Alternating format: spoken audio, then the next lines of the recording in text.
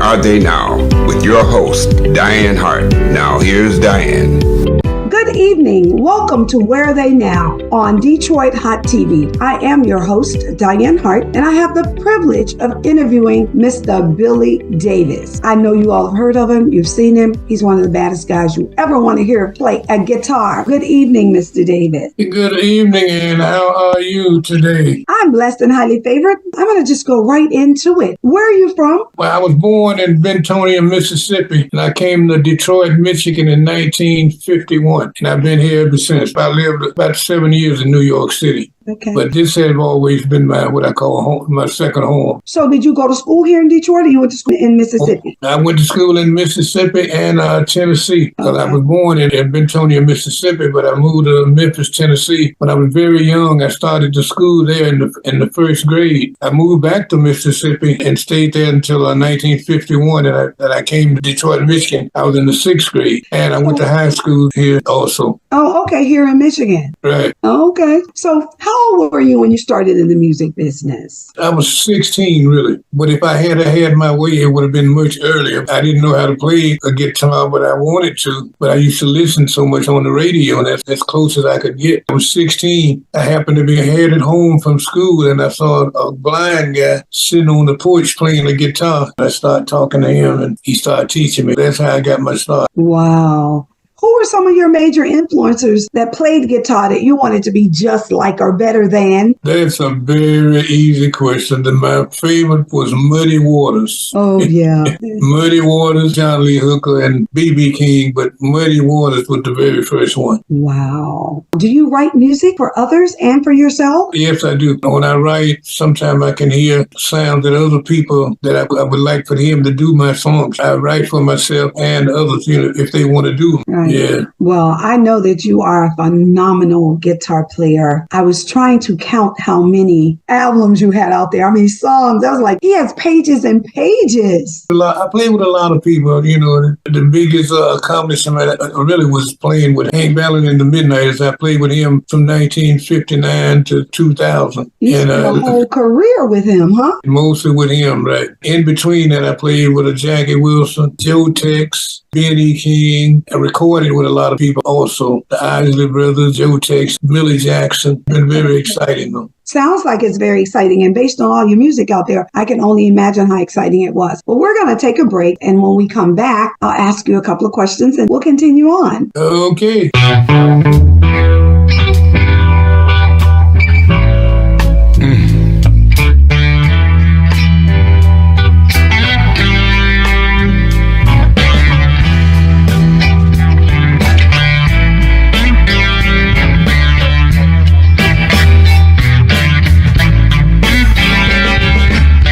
Faces and places that I've never seen came to me last night in a dream. Talking serpent with eyes of red, couldn't understand a damn thing. 10,000 soldiers stood side by side. 10,000 trumpets that sounded like a face unknown staring out of the crowd. 10,000 people turn around. Faces and places that I never dreamed came to me last night. 10,000 trumpets that sound too loud. A face unknown staring out of the crowd.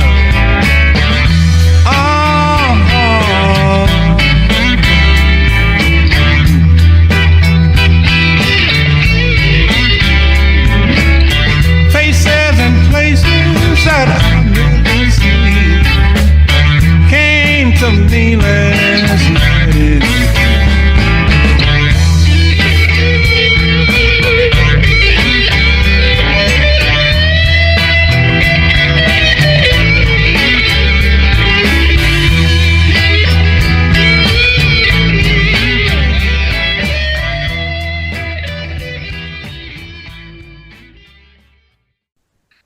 back to Where Are They Now? I'm your host, Dianne Hart, with my special guest, Mr. Davis, whose music I've listened to. That was a bad song. What inspired that song? I kind of felt like at one time I wasn't getting the play that I thought I deserved, and I just did what I felt. That's the way I write songs. Whatever the way I feel, and that's the way I write. To write a song about it.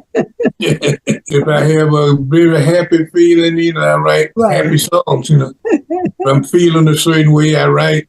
When do you think you're the most creative? Is it late at night, early in the morning, when you're driving? When do you think you're the most creative? Either I'm on a train or flying. The sound of the railroad tracks and all that, I guess I feel very inspired. And when I'm flying, I get very inspired also to write. So do you have any new music coming out? Or are you going back and putting together some new albums? What are you working on right now? What I want to do to sum up my music career, I want to go back to the beginning. I want to do a country CD because country music has been one of my favorites. Off Mississippi, that's all I heard was country music, blues. That's where I really got my start. I love those sounds, Yeah. But I never did a country album, though, but I want to. That's my next important move that I want to make. You trained Jimi Hendrix. What was that like to have a student like him? When I met him, he was 16 years of age. I was 20.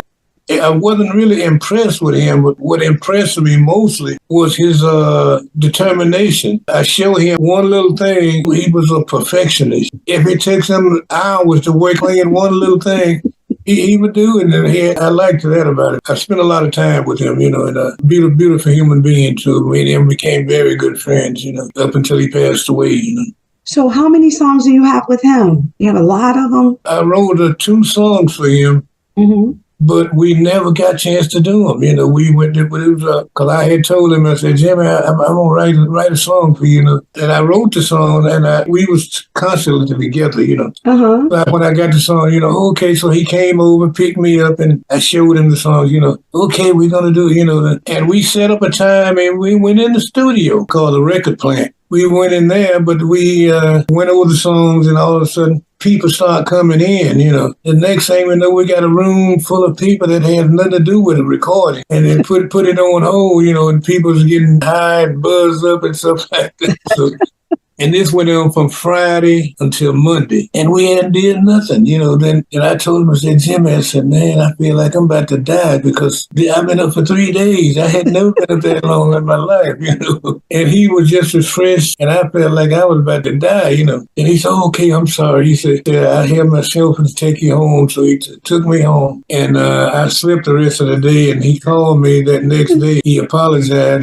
saying he was how sorry he was. A day later, he got a call to come to England. He called me and told me, he said, I got to go to England and do some shows. When I come back, we can go ahead and finish the songs. That was the last time I talked to him. Wow. Next thing I knew, I'm walking down to the 7th Avenue subway, and I see a newspaper laying in the trash can, and I saw his picture on it, and I walked up and looked up and picked up and said, Jimi Hendrix dies at 27. Oh. That's the way I found out that he had passed away, But we never got a chance to do the song. Wow. Well, we're going to take a break, and we're going to listen to Mr. Rock and Roll, and we will be right back. Okay.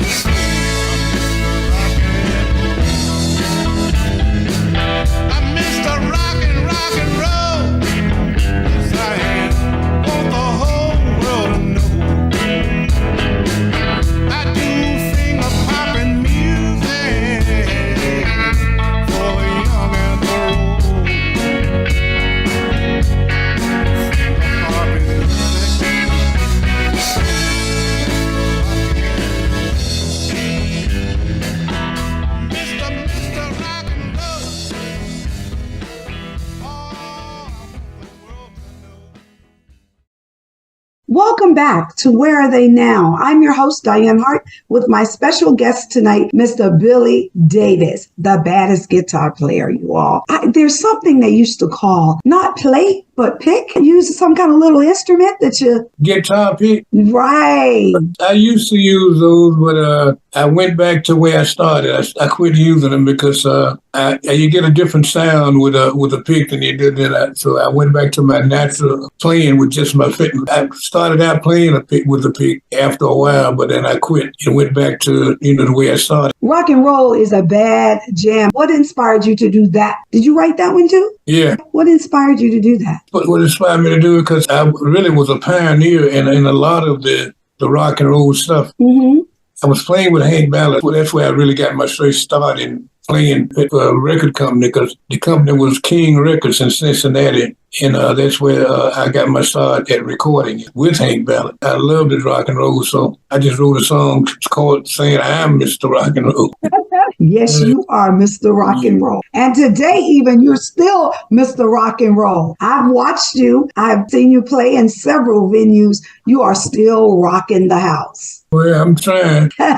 Look to me like you're still doing it. I'd like to ask you, what kind of advice would you give to these new up-and-coming musicians that are coming into this industry today? Music have changed so much. It's really hard to say, and really, I'm so happy that I came along at the time that I did, because a lot of the younger musicians today, there's not too many openings for them. It's not like it used to be. When I was coming up, you had record companies everywhere. A guy could come out of nowhere and become a recording star overnight, but that don't happen no more. They don't have that opportunity no more. At the time I come out, King Records, Federal Records, RCA, you had a lot of record companies. Kid guy had a little tell, he go and audition and sign a contract, become a recording artist. But that don't happen nowadays. Do you think it's because we don't have all of the record labels? We don't have the record labels. That's the main thing. There's nowhere for them to go. And they can go on, like so you go on YouTube and Facebook, stuff like that. Right. But your records cannot be played. If you do a good record, you take it to a radio station, they're not going to play it. I don't care how good it is. They're not going to play it unless you got a certain back, and your record will not get played. Things have changed so much. The business ain't like it used to be. I'm glad I came along at the time I did. I probably never would have got to be a recording artist. I came along at 16 years old today. What could I do? I know. You'd have to be on Spotify or some of these other social media platforms to try and have your record played there. But you really do need to sign with a record company if you really want to get your music played. Just like in the days of Motown, they had nationwide airplay, but Motown is not really doing that. The record company I started with, King Records, they're not functioning either. No? No. So Motown is no longer signing artists to Motown either? It ain't like it used to be. Right here, they ain't signing nobody that I know of in this area, because the company is located in California now. Are you with a record label? With an independent label. It's called No Cover Productions. But they don't have the power to get the airplay on FM stations, All right, have you done any Southern Soul music? Not recent, but I lived in Memphis for about 3 years. I was working with Willie Mitchell down there. Willie Mitchell's the one that produced Al Green. I worked with him for about 3 years. So now what I need you to do is go home and write me a Southern Soul song. I sure will. I wrote Millie Jackson's first song. So you can write one for sure. Oh, yeah. Do you remember Pete Peterson, who was with Motown? That name sounds very familiar. Yeah, Pete has a lot of artists.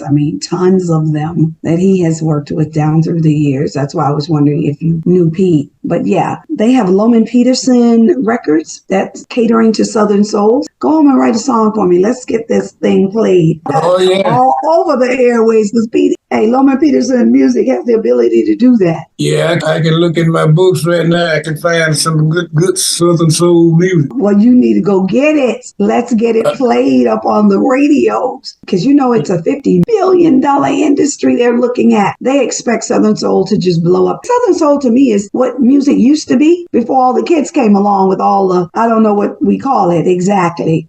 I'm not sure. Yeah. What platforms can your fans find you on? YouTube, Facebook, that's predominantly the ones that I deal with. So did they just go to Billy Davis? Billy Davis Rhythm Machine. Oh, okay. Billy Davis Rhythm Machine. That's the backup band. Mighty Michael's a part of that. He's one of the musicians in the Billy Davis Rhythm Machine. My group consists of a keyboard player, bass, drums, Mighty Michael on guitar, and myself on guitar. So we got 5 pieces all together. Are you playing here in Detroit right now? Are you planning to go on tour anytime in the near future? We had a few cancellations recently. We ain't be doing nothing now until in late July. We'll be playing at a place in Detroit called Nancy Whiskey's. Well, you're going to have to make sure we know about it so we can post it up on Where Are They Now, so people will be looking for that date so they can go to your show. If I'm in Detroit, I'll certainly go. June 22nd. That's right before my birthday. So let me ask you this. Are you going to do any tours or are you just going to play here in the Detroit area? Yeah, it'll be just in the Detroit area for the very near future. Is that a new band and you had that band a long time? You just added some new people to it? Added new people, but I started the band at least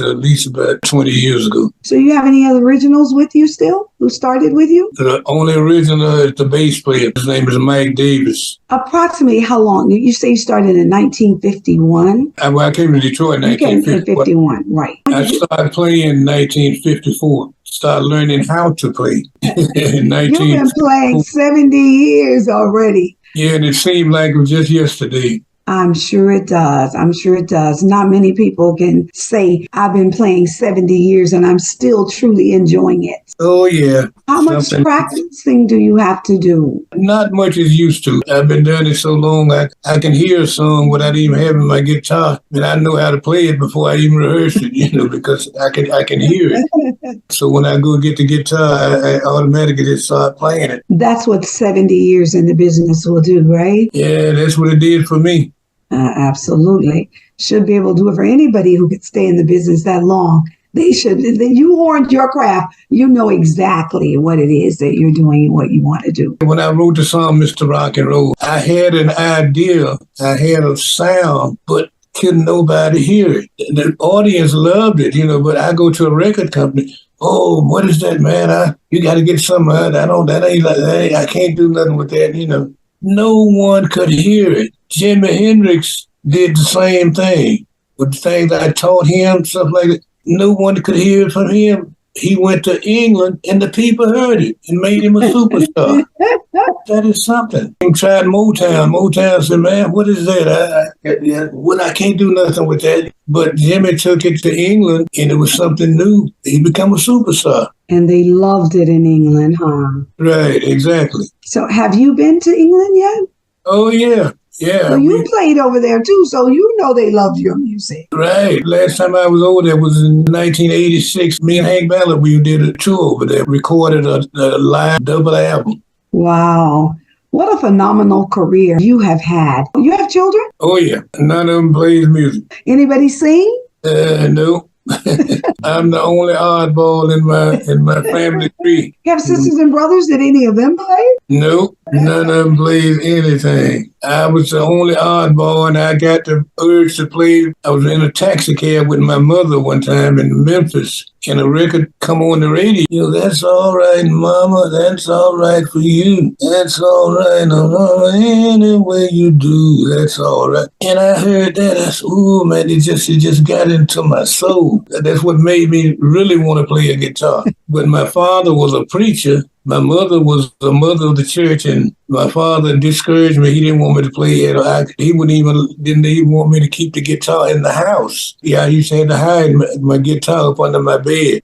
But I'd be sitting in my room looking out the window, seeing when he coming home from work. I'd see him coming. I'd have to run and put it back under the bed before he get into that. When did he find out that you were really playing and how well you could play? Some of the people on his job began to tell him. And they used to tell me, say, yeah, your dad act like he didn't like what you were doing, but he was proud of you, He used to brag to the people that he worked with about me, That shocked me because he never showed enthusiasm about me playing to me, My mom, she co-signed for me to buy my very first guitar. I know that's right. She didn't really encourage it that much, but but she didn't try to keep me from it doing it. Right. But my father, he did. Get that thing out of his house. Well, he would be super proud of you today, the man that you've become. I know he's looking down on you every single day with a big smile on his face. So proud that that's my son. Yeah. Well, I want to thank you for joining me. Time flies and we're near the end, but I also want to make sure that people know that you will be doing some gigs here in Detroit. We'll be putting them up on Where Are They Now, and I'll be putting them up on my page down in Florida. We want to make sure that people know exactly where to find you. Go out to YouTube or Facebook, and it's Billy Davis Rhythm Machine. Okay, there it is. You all heard it right here. So thank you very much. I greatly appreciate you being here with me. And thank you so very much. You are so welcome. You can watch me every Wednesday night at 7 o'clock on the Lit TV network. That's on Roku, on The Opening Statement. On Thursday nights, I'm on Detroit Hot TV on Where Are They Now. So thank you. And thank you so very much. You are so welcome. Good night.